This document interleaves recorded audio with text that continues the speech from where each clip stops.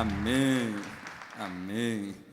Queridos, que bom estar aqui com vocês nessa noite. É sempre um prazer estar nos cultos de terça-feira. Obrigado, pastor Lediel. Nós carinhosamente chamamos ele de nosso chefe. E é bom estarmos aqui nas terças.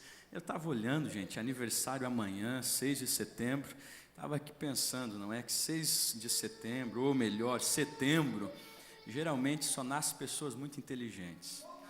Dia 8 de setembro eu também estou de aniversário. Então a gente vai seguindo aí em setembro. Olha aí, mais alguns de setembro, não é? É verdade. Queridos, nós estaremos no decorrer de algumas terças-feiras trabalhando sobre esta temática que já está no Data Show, princípios do reino nos evangelhos, prerrogativas para um viver cristocêntrico. Nós vamos estar de forma delimitada trabalhando sobre alguns princípios que Cristo vai nos ensinar dentro dos evangelhos. Princípios estes que são fundamentais para que tenhamos um viver cristocêntrico, um viver que esteja em conformidade com a vontade plena de Deus. Então eu quero te convidar a abrir a sua Bíblia e também fazê-lo o convite de estar conosco nestas demais terças-feiras, juntos acompanhando, refletindo juntos, pensando sobre esses princípios. E eu acredito que serão terças-feiras de crescimento espiritual para as nossas vidas, amém? Abra sua Bíblia então, por gentileza, Evangelho segundo escreveu Mateus, primeiro livro do Novo Testamento, capítulo 4, a partir do versículo 23.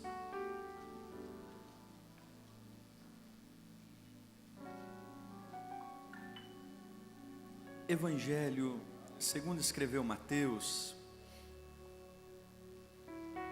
capítulo 4, versículo 23. Diz-nos assim: percorria Jesus toda a Galileia, ensinando nas sinagogas, pregando o evangelho do reino e curando toda a sorte de doenças e enfermidades entre o povo. Agora, siga para o próximo capítulo, capítulo 5, versículo 1 e 2. Está no Data Show também, Mateus capítulo 5, versículo 1 e 2.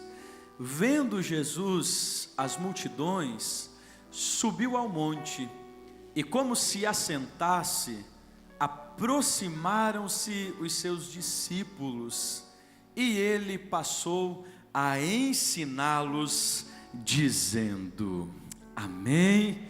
Por gentileza, assente-se.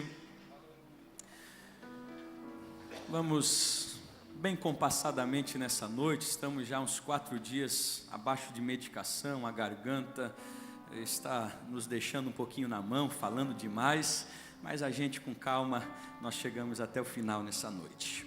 Queridos, com base nesses textos que nós acabamos de ler, a proposta que na verdade nós estaremos trabalhando juntamente com os irmãos no decorrer destas terças é realizarmos na verdade uma análise sobre os princípios que Jesus Cristo ensinou para os seus discípulos e que de forma muito estrita nós encontraremos eles nos evangelhos.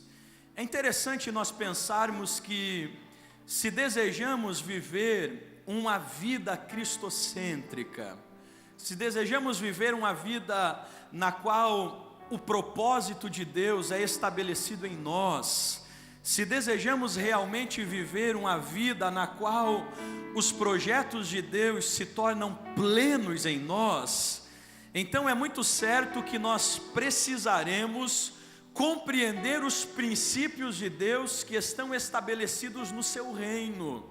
Será importante nós compreendermos, relembrarmos ou aprendermos também sobre princípios, verdades eternas, absolutas, atemporais, que nós encontramos nos evangelhos e que de forma muito própria Jesus Cristo transcreveu a nós. Na verdade, a primeira questão que nós precisamos nesta noite transcorrer sobre ela é sobre esta expressão chamada reino de Deus. É de forma muito comum nós encontrarmos nos evangelhos a expressão reino de Deus ou reino dos céus. É muito comum esse trocadilho que os evangelistas vão realizar no decorrer dos 4 evangelhos.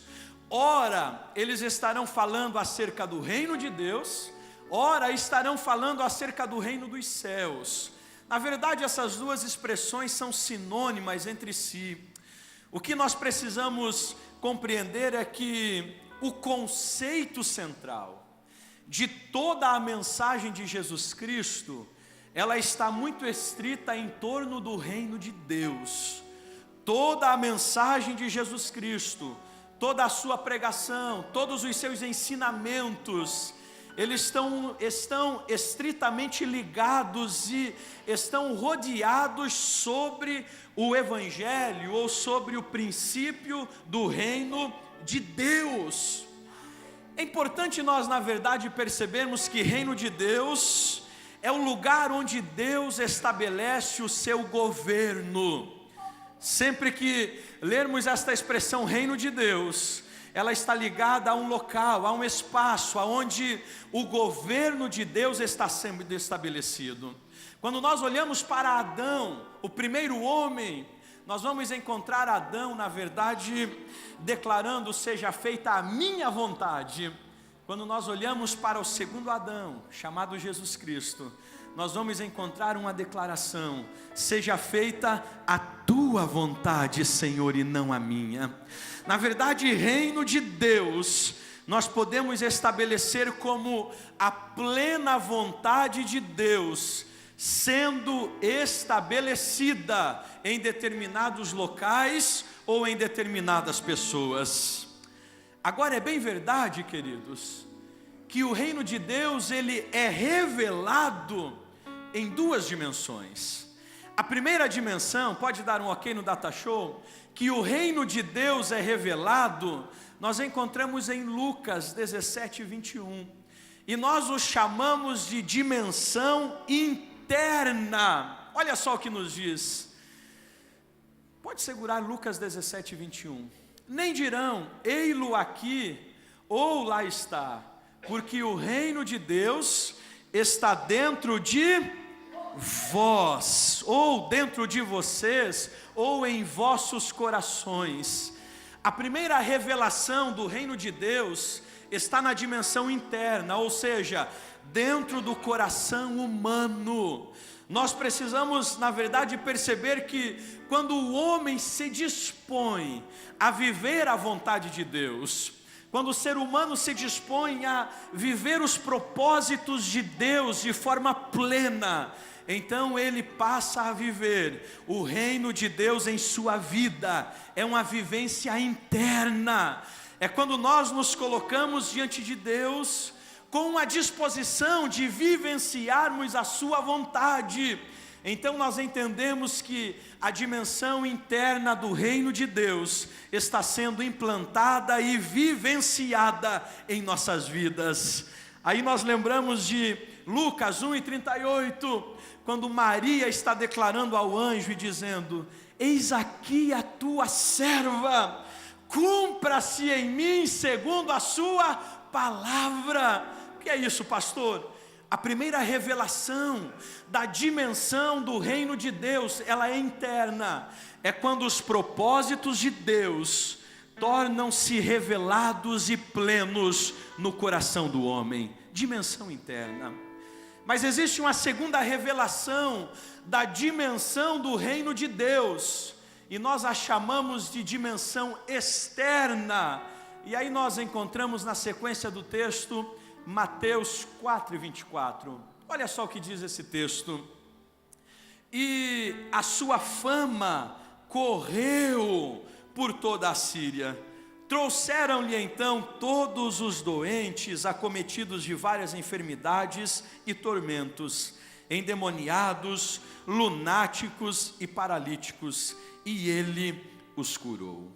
Quando nós olhamos para esse texto, na verdade, nós vamos encontrar Mateus declarando que Jesus Cristo passa a revelar o poder do reino de Deus através das pessoas e no meio das pessoas em que ele estava, curando, restaurando, libertando, operando sinais que passaram a se tornar visíveis no meio do povo.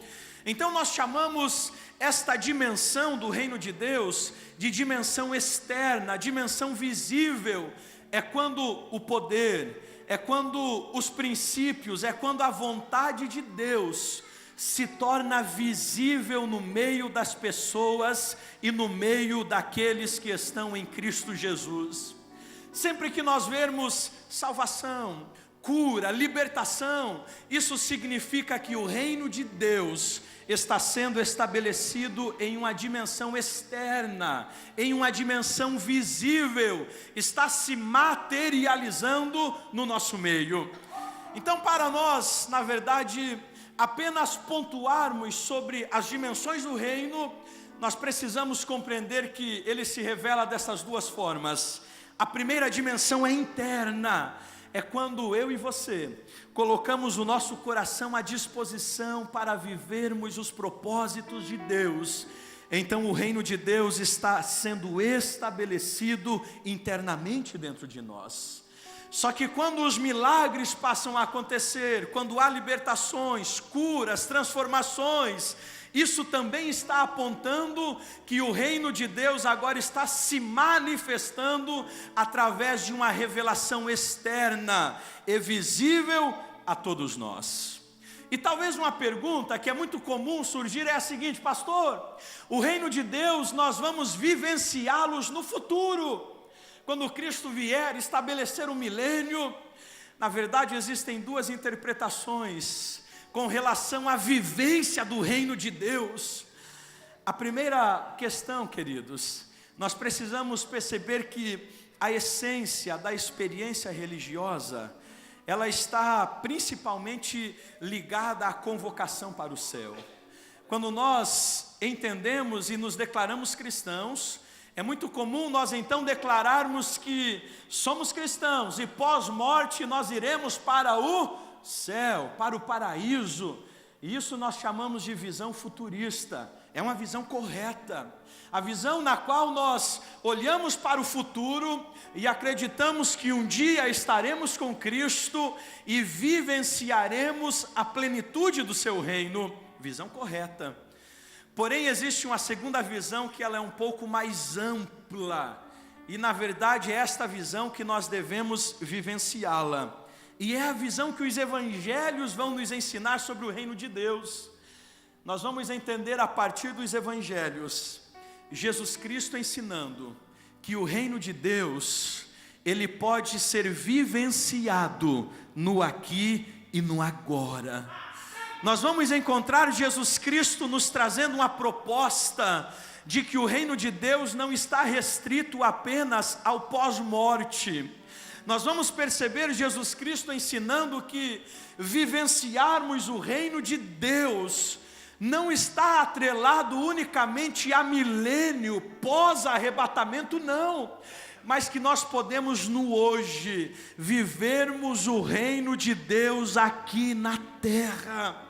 E aí, queridos, por exemplo, na conversa de Jesus Cristo com Nicodemos, nós vamos encontrar Jesus dizendo: Nicodemos, se você não nascer de novo, você não poderá ver e muito menos entrar no reino dos céus.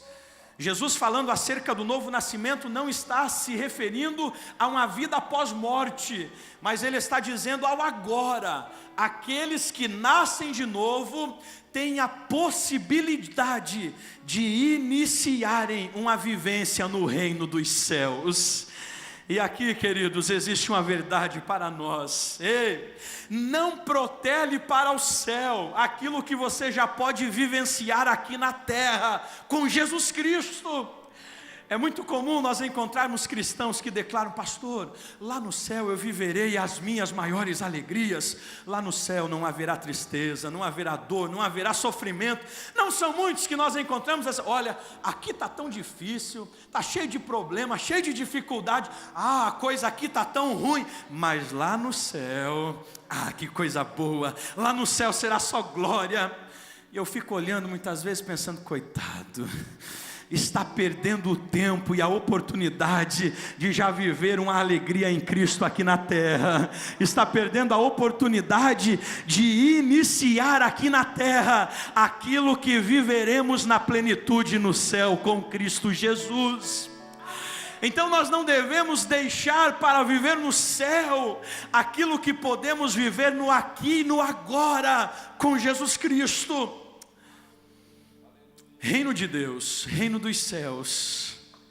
E todo o reino, querido, ele é necessário e está intrínseco nele princípios, valores, que se desejamos viver o reino de Deus, nós logo precisaremos vivenciar os valores deste reino.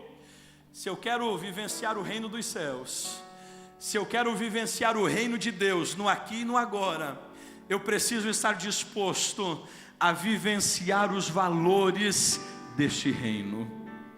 E é justamente com relação a estes valores e a estes princípios que eu quero nesta noite pensar sobre o primeiro princípio, ou um dos princípios, visto que não serão de forma hierárquica, mas o primeiro princípio relacionado ao reino de Deus.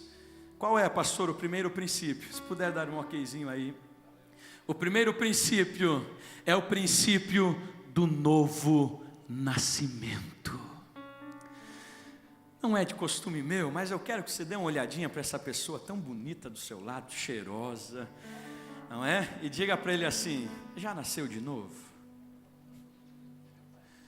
Aí talvez você dirá para mim mesmo: pastor, eu estou há 30 anos na igreja. Pois bem, já nasceu de novo? Nós vamos perceber no decorrer desta terça que novo nascimento possui algumas implicações extremamente importantíssimas, essenciais e profundas para a nossa compreensão e para a nossa vida cristã. Vamos ler um texto? Está aqui no Data Show, João 3, do 1 ao 10, um texto conhecidíssimo, e talvez nós o conhecemos, o João 3:16, mas nós vamos ler até o versículo de número 10, e eu vou fazer um pouquinho diferente. Eu vou ler o primeiro versículo, e os irmãos, na sequência, podem estar lendo os demais versículos, mas assim, ó queridos, eu leio o primeiro, aí o irmão, a irmã já fica de pé, já lê o segundo, em voz bem alta, para nós economizarmos o nosso tempo, amém? Primeiro versículo: havia entre os fariseus um homem chamado Nicodemos, um dos principais judeus.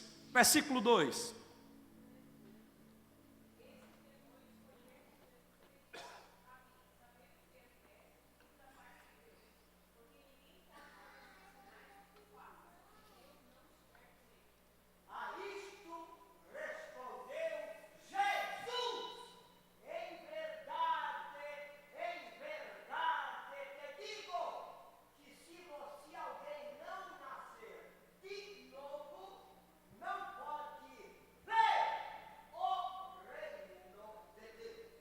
pode dar um ok aí, no Data Show. Vamos lá. Isso, versículo 4.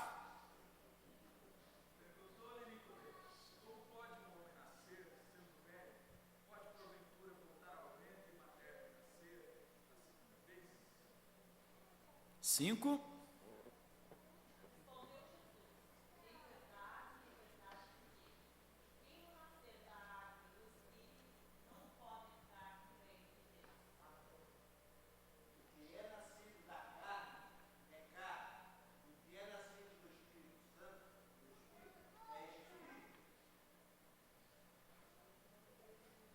Sete. Não te admires eu te dizer, importa-vos nascer de novo. O vento sopra onde quer, ouves a sua voz, mas não sabes de onde vem, nem para onde vai.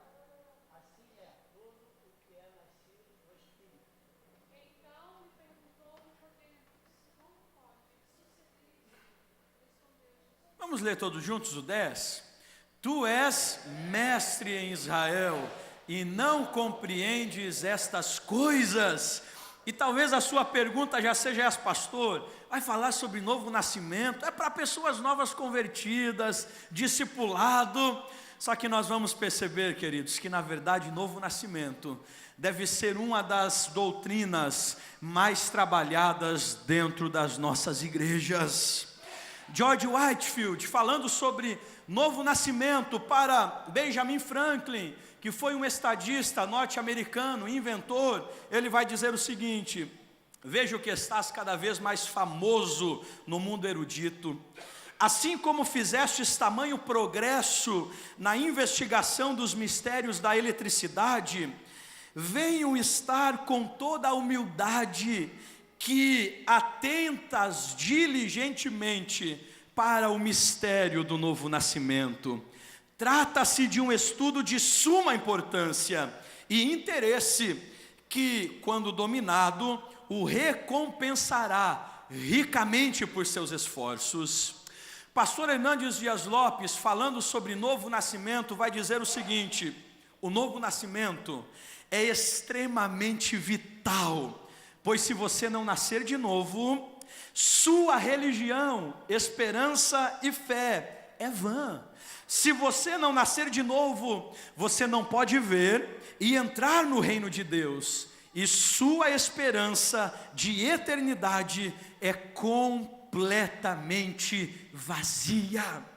Na verdade, nós vamos perceber que o novo nascimento, queridos, é a maior necessidade de todo ser humano para ingressar na sua vida cristã com Deus. Se nós não nascermos de novo, em hipótese alguma, nós poderemos ver o reino de Deus ou estar inseridos nele.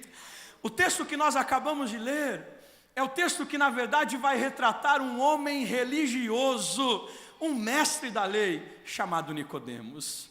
Eu gosto da expressão de D.A. Carson, que vai dizer o seguinte: Nicodemos se aproximou de Jesus à noite, mas a noite que cercava Nicodemos era muito mais escura do que ele pensava. Nicodemos era um judeu, mestre da lei, religioso, estudioso, professor, um rabi com relação às leis mosaicas e preceitos veterotestamentários. Nicodemos, queridos, na verdade fazia parte do sinédrio, era uma, na verdade, dos tribunais eclesiásticos que julgavam as causas cíveis e religiosas do povo judeu, composta por 70 cadeiras, e Nicodemos fazia parte deste tribunal ou do sinédrio. Era um homem respeitado no seu meio social e religioso.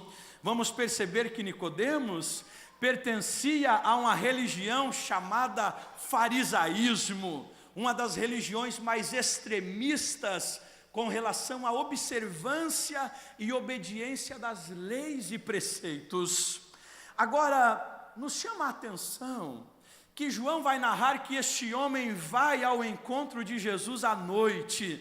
E claro, alguns vão declarar que ele vai à noite para que não seja confrontado e ridicularizado pelos judeus, mas eu quero acreditar que ele foi à noite ter com Cristo, porque na grande maioria, os eruditos religiosos e rabis da época, durante o dia passavam ensinando e estudando, e na sua grande maior parte, as noites eles tinham como livres. Então é muito provável que no seu horário de folga, ele vai até Cristo para ter um diálogo tranquilo com o nosso Mestre Jesus Cristo.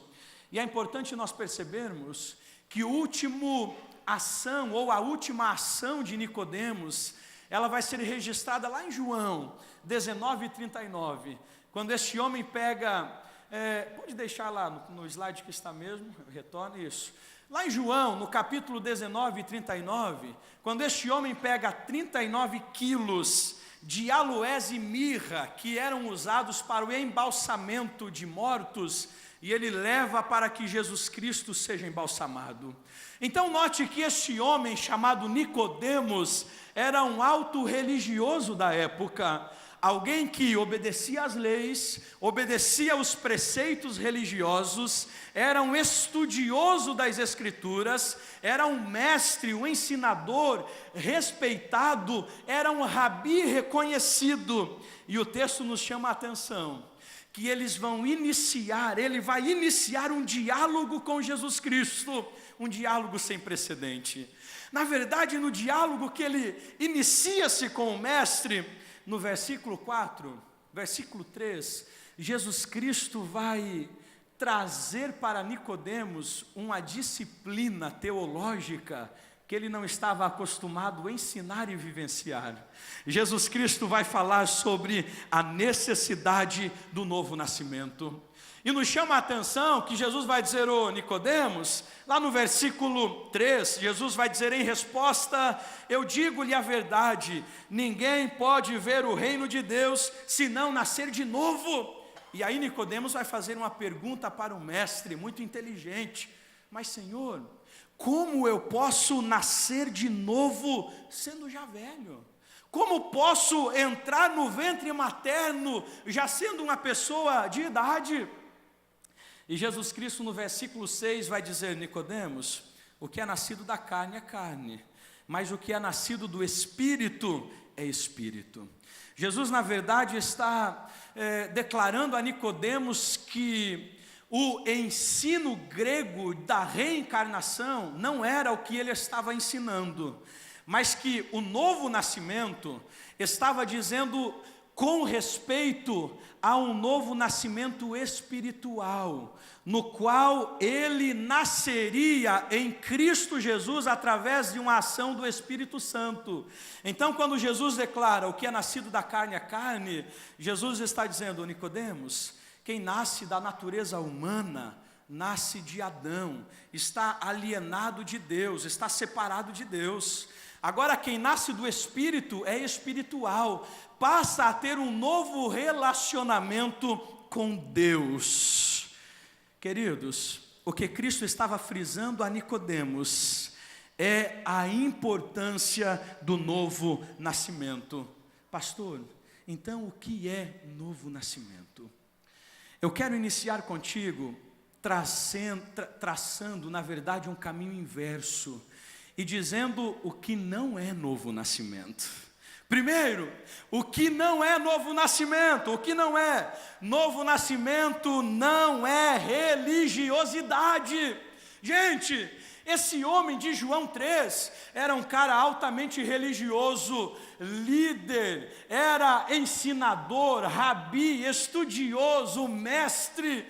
Só que é interessante que Jesus Cristo começa a falar sobre novo nascimento, não para aquela mulher que havia sido pega no ato de adultério. Jesus começa a falar sobre novo nascimento, não para o ladrão da cruz. Jesus começa a falar sobre novo nascimento, muito menos para aquela mulher samaritana lá no poço de Sicar. Mas Jesus vai falar sobre novo nascimento, justamente para um homem que era altamente religioso. O que Jesus estava ensinando para nós? Ei, religiosidade não significa novo nascimento. Sabe o que é isso? Novo nascimento não significa que, pastor, eu nasci de novo porque eu estou na igreja. Não. Pertencer a uma religião não significa novo nascimento. Pertencer a uma denominação não significa novo nascimento. Descer às águas não significa novo nascimento. Ser um estudioso das Escrituras não significa novo nascimento. Estar em todas as reuniões da igreja não significa novo nascimento. Estar ligado a qualquer ministério eclesiástico não significa novo nascimento. O que mais, pastor? Ter um título de pastor não significa que nasceu de novo. Ser um líder também não significa que nasceu de novo. Novo nascimento, queridos, não está atrelado à religiosidade. E aí isso me assusta. Me assusta porque nós podemos ter no meio das nossas igrejas pessoas que estão em todas as reuniões, talvez são líderes de ministérios, de departamentos, talvez possuem títulos eclesiásticos, mas não passaram pelo processo do novo nascimento. Talvez são pessoas que estão há 30, 40, 50 anos, 20 anos, 10 anos, mas não vivenciaram o novo nascimento. E aí, a primeira questão que nós precisamos entender: novo nascimento não é religiosidade e religião. A segunda verdade é que novo nascimento não é benevolência ou boas ações. Atos 10, 1 ao 3, nós vamos encontrar, e aí você pode ler em casa, a passagem de um homem, de um benfeitor, de um centurião chamado Cornélio.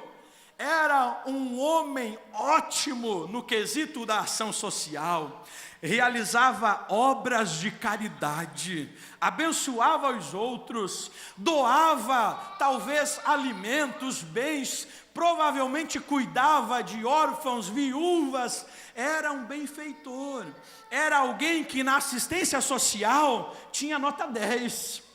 Só que aí há um detalhe: Cornélio era um benfeitor, mas precisava de um salvador. Houve um momento em que Deus vai apresentar-se a Pedro e mandá-lo ir até a casa de Cornélio para expor o evangelho e Cornélio vivenciar o novo nascimento. Pastor, o que é isso? O texto vai nos ensinar que as boas obras não significam novo nascimento. Sabe o que é isso, queridos? Boas ações, boas atitudes. Pastor, mas isso não é louvável? Claro que é, e nós devemos praticar. Só que praticar boas obras, praticar boas ações, ser nota 10 na assistência social, não significa que eu passei pelo processo do novo nascimento. As boas obras, em hipótese alguma, são substitutas do novo nascimento. Elas podem até ser consequência, mas elas não são substitutas. Pastor, o cara ajuda, doa a cesta básica, vem na igreja, é dizimista. Ei, mas Nicodemos também era. Mas ele jejuma 2 vezes, 3 vezes por semana. Nicodemos também fazia isso. Mas ele é um abençoador da igreja. Ok, Cornélio também o era, mas não haviam passado pelo processo do novo nascimento. E aí, queridos, estas verdades, elas começam a se tornar claras para nós. Novo nascimento não é sinal de religiosidade. Novo nascimento não significa que, ao eu estar aqui, pertencer a um grupo, ser abençoador de uma causa, eu nasci de novo. Não, isso pode apenas dizer que eu sou um religioso. Pastor, então o que é novo nascimento? Novo nascimento, primeiro, é uma transformação interna. Novo nascimento é uma transformação interna, é quando Deus transforma, queridos, a nossa disposição em pecar para uma inclinação em obedecê-lo. Quer ver só? Dá um okzinho no data show. 2 Pedro 1 e 4, olha só o que diz: pelas quais nos têm sido doados as suas preciosas e muito grandes promessas, para que por elas vos torneis coparticipantes da natureza divina. Pastor, o que é novo nascimento? Novo nascimento é herdar a natureza divina. É o processo pelo qual a natureza divina é doada a nós através do Espírito Santo. Assim como os filhos terrenos herdam a natureza divina dos seus pais e herdam os traços dos seus pais. O novo nascimento é o processo no qual nós herdamos também a natureza divina, e os traços divinos precisam estar intrínsecos em nós. Quando alguém olha para o meu filho, precisa perceber alguns traços meus e da minha esposa, porque ele herdou do seu nascimento. O novo nascimento significa que quando as pessoas olharem para mim, eles precisam perceber traços da natureza divina em minha vida, nas minhas ações e nas minhas atitudes. Novo nascimento, então, é herdar a natureza divina. Só isso, pastor? Não, muito mais. Novo nascimento é os nossos desejos sendo transformados. Onde está isso, pastor? Dá um okzinho. 1 Pedro 2:2. Desejai ardentemente como crianças recém-nascidas o genuíno leite espiritual, para que por ele vos seja dado crescimento para a salvação. Pedro está declarando que a partir do novo nascimento, o nosso desejo para as coisas terrenas e mundanas, eles são deixados de lado, e agora nós desejamos as coisas celestiais, nós desejamos as coisas espirituais, porque nós nascemos de novo. Então, queridos, novo nascimento é uma mudança radical no nosso interior, onde agora temos uma inclinação para obedecer a Deus. A natureza divina está em nós e nós desejamos ardentemente as coisas que são do alto e estão em Deus. Mas existem mais alguns detalhes. Novo nascimento é uma obra do Espírito Santo. Aleluia, dá um okzinho aí no Data Show. Olha o que nos diz 1 Pedro 1:3. Bendito o Deus e Pai de nosso Senhor Jesus Cristo, que segundo a sua muita misericórdia, nos regenerou para uma viva esperança, mediante a ressurreição de Jesus Cristo dentre os mortos. Ei, assim como é impossível fabricar bebês, é impossível fabricar cristãos. Pastor, o que é isso? A transformação radical do novo nascimento só é possível mediante a ação sobrenatural do Espírito Santo na vida do ser humano. Jamais seremos transformados em nova criatura se o Espírito Santo não agir em nossas vidas. Eu gosto da frase de Spurgeon, em que ele diz que é mais fácil ensinar um leão a ser vegetariano do que converter uma alma pelos esforços humanos. Nascer de novo é nascer a partir do processo do Espírito Santo em nossa vida. Quando Jesus usa a expressão para Nicodemos, Nicodemos, é necessário nascer de novo. Esta expressão nascer de novo no grego é hanaton. E nós temos um aí que fala grego, hanaton. Essa expressão significa nascer do alto, ouvindo do alto, gerado do alto. O que Jesus está dizendo a Nicodemos é o seguinte: ei, o novo nascimento não é fabricado na terra, o novo nascimento não é fabricado em instituições humanas ou religiosas, mas o novo nascimento tem a origem no céu e é operado pelo Espírito Santo na vida do ser humano. Existe uma outra expressão que Jesus vai dizer lá no versículo 6 para Nicodemos: Nicodemos, é necessário nascer da água e do Espírito. Alguns interpretam esta expressão como 2 batismos ou 2 nascimentos, declarando que o nascimento da água é humano, o nascimento do Espírito é divino. Mas a grande maioria dos teólogos vão dizer que é um único batismo e um único nascimento. entendendo que a água é a palavra de Deus, que nos limpa e nos purifica, e o Espírito é o Espírito de Deus, aquele que gera no ser humano o arrependimento necessário para o novo nascimento. Então, falar em novo nascimento é declarar que uma pessoa é nascida em Deus a partir do processo do Espírito Santo. Quantos novos nascidos nós temos aqui em Cristo Jesus? Sabe o que é isso? Você não nasceu da carne, você não nasceu do homem, você não nasceu por uma instituição religiosa humana, mas se nascemos de novo, foi por um ato do Espírito Santo em nós. Mas existe mais algumas verdades aqui. Novo nascimento significa ficha limpa.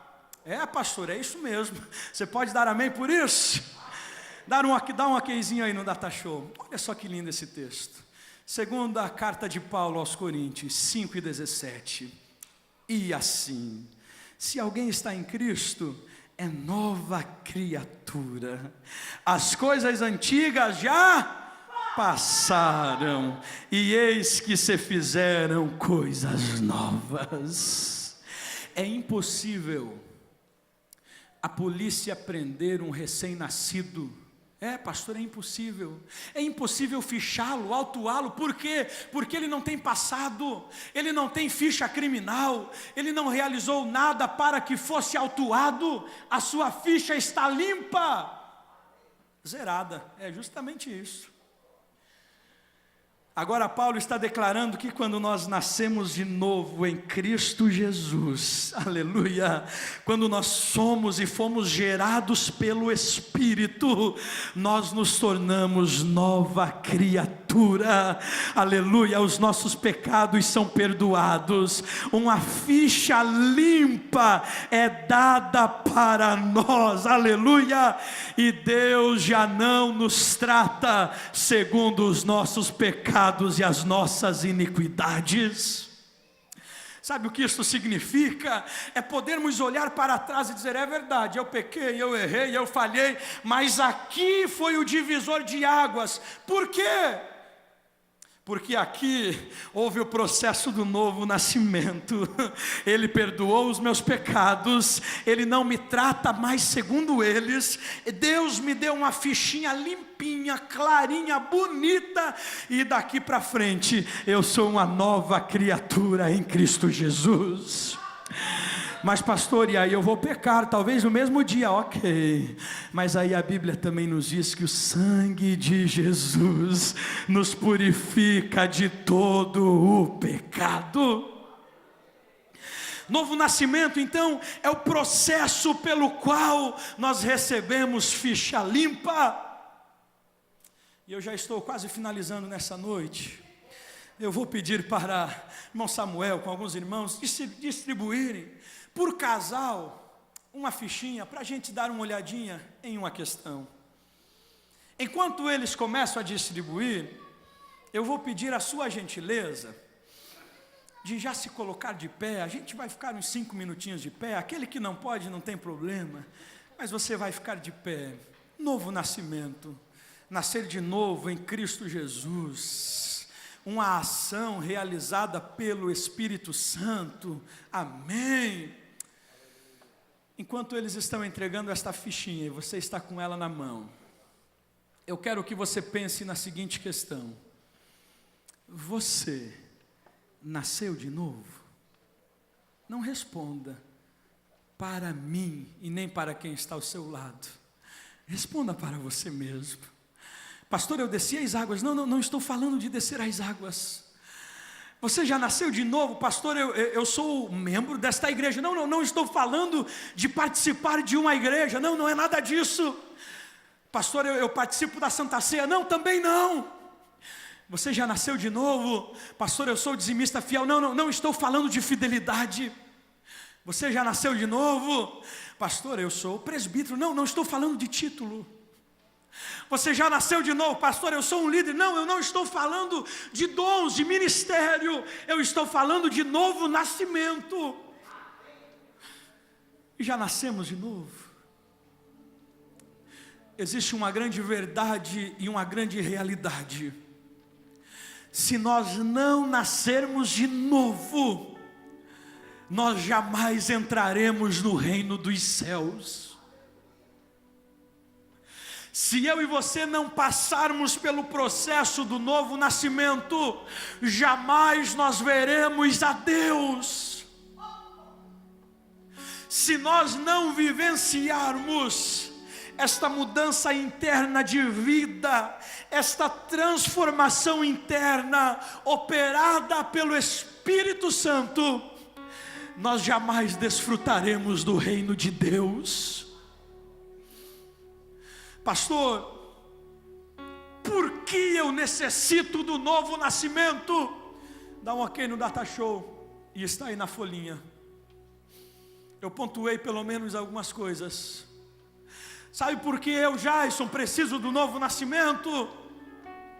Porque eu era morto para com Deus, porque eu era filho da ira, porque eu era filho da desobediência, porque eu era filho deste mundo, porque eu era inimigo de Deus, porque eu era herdeiro da natureza pecaminosa de Adão, porque eu estava condenado à morte eterna. Levante essa folhinha. Esse aqui, querido, é o seu e o meu estado. Mas pastor, eu sempre fui uma boa pessoa, mas se não nasceu de novo, este é o teu estado. Mas pastor, eu sempre fiz boas coisas, mas se você não nasceu de novo, este é o nosso estado. Agora, queridos, há uma verdade, aleluia. Quando o Espírito Santo gera em nós, através da palavra, o novo nascimento, gira essa folhinha, nós ganhamos nova vida. Ela está branquinha. Sabe o que isso significa? Que de morto para com Deus, agora eu fui ressuscitado em Cristo Jesus. Que de filho da ira, eu sou filho do amor. Que de filho da desobediência, agora eu sou filho da obediência e da graça. Que de filho deste mundo, agora eu sou filho do Criador deste mundo. Que de inimigo de Deus, agora eu sou não apenas amigo, mas eu me torno filho de Deus. Que herdeiro da natureza pecaminosa de Adão, e esta natureza continuará em mim, mas agora eu passo também a ter a natureza divina em minha vida. E mais do que isso, condenado a viver a eternidade longe de Deus, após o novo nascimento, aleluia, eu ganho libertação, e eu tenho a certeza de viver a eternidade com Deus em Cristo Jesus. É por isto que eu e você precisamos vivenciar a necessidade do novo nascimento. Se não nascermos de novo, querido, estamos perdidos. Se não nascermos de novo, podemos frequentar os templos, podemos realizar boas ações, sim, mas mesmo assim, seremos meros religiosos. Agora novo nascimento é ressurreição em Cristo, em Deus, é relacionamento vivo com Ele. Eu quero que você feche seus olhos nessa noite. Aleluia. Você que nasceu em Cristo Jesus, pode dizer uma palavra de gratidão a Ele? Aleluia. Sabe, queridos, nessa tarde eu estava repassando esse texto e algumas vezes eu parava no escritório e dizia: Senhor, obrigado, obrigado por gerar em mim um novo nascimento, obrigado porque eu sou um salvo em Cristo Jesus. E não foi preciso eu realizar nada, foi Ele quem realizou em minha vida. Eu não precisei de esforço algum, foi Ele que fez em mim. De olhos fechados, as nossas orações serão duas e em dois propósitos. A primeira, nós faremos declarando e dizendo: Deus, somos novas criaturas, sim. Então ajuda-nos a frutificar no teu reino. Se eu sou uma nova criatura, eu preciso frutificar na tua casa. Mas a segunda oração, e talvez aqui tenham pessoas que entraram nessa noite e que ainda não passaram pelo novo nascimento. E se você não vivenciou este processo, você terá a oportunidade de dizer: Deus, eu estou aberto, eu estou com o coração disponível a que o Senhor gere em mim um novo nascimento. Eu quero vivenciar este processo transformador em minha vida. Aleluia. Existe alguém que deseja nesta noite dizer: ei, eu quero vivenciar este processo em minha vida. Eu quero vivenciar este processo em mim, o processo do novo nascimento.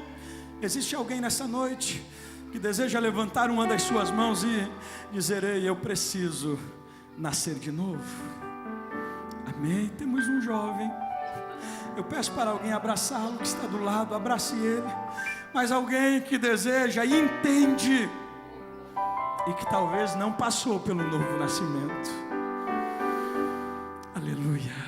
Vamos orar. Você que é novo, é nova criatura, você que já nasceu de novo, além de agradecer, vai dizer: Senhor, eu preciso frutificar. Aleluia. Feche seus olhos. Pai, aleluia, nós te louvamos nesta noite.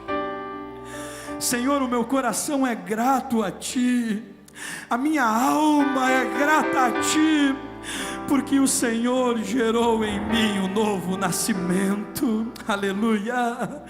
Eu não precisei realizar obras, eu não precisei, Senhor, realizar esforços. Não houve a necessidade de flagelos, porque na verdade seria impossível uma autorregeneração. Mas o Senhor, pela sua misericórdia e bondade, aleluia, o Senhor, pela sua infinita misericórdia, através do seu Espírito e da sua palavra, gerou em minha vida um novo nascimento. Deu-me a oportunidade de ser uma nova criatura. Não apenas retoques, mas transformação. Não apenas algumas mudanças, mas transformação radical. Mudança de coração, mudança de mente. O Senhor pegou o meu coração de pedra e colocou meu coração de carne, disposto a obedecê-lo. Ah, Senhor, e a minha oração é que tu nos dê a graça para frutificarmos. Aleluia. Senhor, como nova criatura, eu não posso ser infrutífero no teu reino. O princípio de que sou nova criatura é o princípio da frutificação. Aleluia. Ensina-me, Espírito Santo, a frutificar no seu reino. Ensina-me, ó Espírito Santo, a realizar e a gerar frutos dignos de arrependimento. Senhor, e o nosso pedido nessa noite é que, se alguém ainda está aqui, que não passou pelo processo do novo nascimento, que tu venhas gerar no coração esta mudança, que o Senhor possa encontrá-lo, assim como encontrou a Saulo, que o Senhor possa gerar o novo nascimento, assim como gerou em Cornélio, e o seu nome ser glorificado através da vida desta pessoa. Aleluia. Senhor, nós reconhecemos que foi pelo novo nascimento que nós possuímos uma nova vida em Ti. Nós Te louvamos em Cristo Jesus. Dê um abraço carinhoso em quem está ao seu lado. E se você puder, diga para esse irmão: eu nasci de novo em Cristo Jesus. Eu sou uma nova criatura. As coisas velhas já passaram, eis que tudo se fez novo.